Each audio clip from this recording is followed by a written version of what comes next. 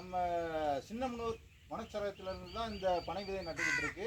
இதில் இந்த குளத்தோட பேர், ஏன்னா நீங்கள் தான் எங்கள் பக்கத்தில் இருக்கீங்க, குளத்தோட பேர் உங்களுக்கு தான் தெரியும்.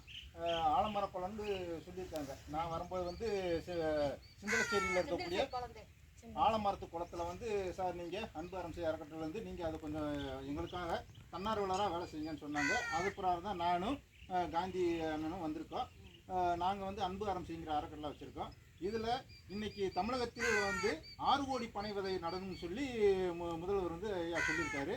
இது 6 கோடி பனை விதை இன்னைக்கு நடுறது நாளைக்கு நம்ம வருங்கால சந்ததிகளுக்கு தான் அது பயனுள்ளதாகும். ஏன்னா இன்னைக்கு நம்ம நடுறது, நீங்கள் பெரியவங்க தான், இன்னைக்கு நடுறது வந்து நம்மளோட பேரங்களுக்கு வந்து அது பயன் தரும்.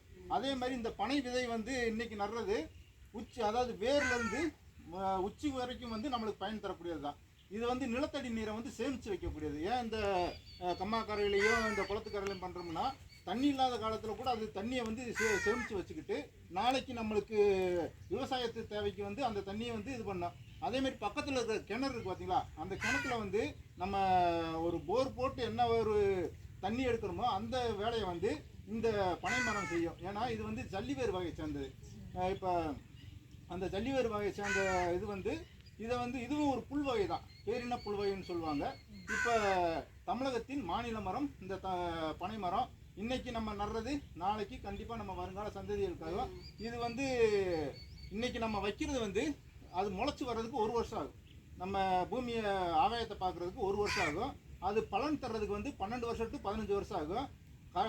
பலன் தர ஆரம்பிச்சிருச்சுன்னா 120 வருஷத்துக்கு கண்டிப்பாக நிலச்சி நிற்கும். இதில் நம்மளுக்கு கிழங்காகவும் எடுக்கலாம். அது ஒரு வருஷத்துல 6 மாதத்தில் வந்து டெல்டா மாவட்டத்தில் வந்து கிழங்கு எடுத்து உற்பத்தி பண்ணுறாங்க. அது இது கடந்து நம்மளுக்கு பதநீர் கிடைக்குது. அதாவது வெயில் காலத்தில் வந்து பதநீர் கிடைக்குது, நொங்கு கிடைக்குது, உடம்புக்கு தேவையான ஆரோக்கியமான அந்த பானங்களுக்கு இருக்குது. இதை கடந்து நம்ம அதை காய்ச்சினோம்னா பனை வெல்லம் கிடைக்குது, இயற்கையான பனை வெல்லம் கிடைக்குது. இன்றைக்கி நம்மளுக்கு அந்த சுகருங்கிறது வந்து இனிப்புங்கிறது வந்து கரும்புலேருந்து தான் கிடைக்குங்கில்ல, பனை மரத்துலேருந்து நம்ம அந்த பதநீரை எடுத்து காய்ச்சினா கண்டிப்பாக இயற்கை நாட்டு சர்க்கரைகள்லாம் கிடைக்குது. இந்த மாதிரியான பயனை வந்து பயனுள்ள ஒரு இதை வந்து நம்ம இன்னைக்கு இல்லாமல் போயிடுச்சு. இந்தியாவில் வந்து 10 கோடி பனை மரம் இருந்துச்சு, இன்னைக்கு 4 கோடி பனை மரம் தான் இருக்குது. இன்னைக்கு சூழ்நிலைக்கு வந்து தமிழ்நாட்டில் 6 கோடி பனை விதைகள் நட்டு கண்டிப்பாக அது பனை மரங்களாகும். இதில் தேனி மாவட்ட நிர்வாகம் வந்து ஒவ்வொரு துறைக்கும் வந்து ஒரு டார்கெட் வச்சுருக்காங்க. அதாவது ஒவ்வொரு குளமும் ஏரி கம்மா வாய்க்கால் இந்த இடத்துலலாம் நீங்கள் பொது இடத்துலலாம் பனை விதைகளை நட்டு கண்டிப்பாக நாளைக்கு பனை தேசமாக்குவோம் தமிழகத்துன்னு சொல்லியிருக்காங்க. இதன் வாயிலாகத்தான் நம்ம வனத்துறைக்கு வந்து இவ்வளோ ஒரு பனை விதை நடணும்னு சொல்லியிருக்காங்க. அந்த வேலையைத்தான் இன்றைக்கி நம்ம செஞ்சுக்கிட்டு இருக்கோம். தேனி மாவட்டத்தில் நம்ம மாவட்ட நிர்வாகம் வந்து 6.5 லட்சம் பனை விதை வந்து மொத்தம் இந்த தேனி மாவட்டம் முழுக்க நடணும்னு சொல்லி திட்டமிட்டிருக்காங்க.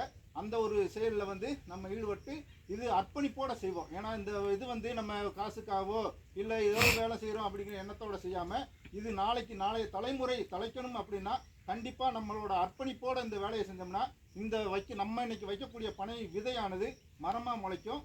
அது நம்ம இல்லைனாலும் நம்மளோட சந்ததிகளுக்கு அது பலன் தரும். தமிழகத்தை பனை தேசமாக்குவோம் என்கிறது எனக்கு என்னோடது. இந்த செயலில் வந்து அன்பு அரசு அறக்கட்டளை வந்து இது வரைக்கும் ஒரு 6 வருஷம் 7 வருஷம் வேலை செஞ்சுட்டு இருக்கோம். ஒரு 6000-7000 பனை விதைக்கு மேலே நட்டிருக்கோம். நான் நட்ட பனை மரத்தை வந்து பனை விதையை வந்து நிறைய பார்த்துருக்கேன். பார்க்கும்போது சொல்லுவான், அதாவது தான் பெற்ற குழந்தைக்கு தானே பேர் வச்சா எப்படி இருக்குமோ அந்த மாதிரி அந்த இன்னைக்கு விதை விதைச்சது அது முளைச்சி வந்ததையும் நான் பார்த்துருக்கேன். அதனால் அவ்வளோ சந்தோஷம். அந்த சந்தோஷத்தோடு இந்த வேலையை பாருங்கள், கண்டிப்பாக நல்லபடியாக முளைக்கும். நன்றிம்மா. பரவாயில்ல.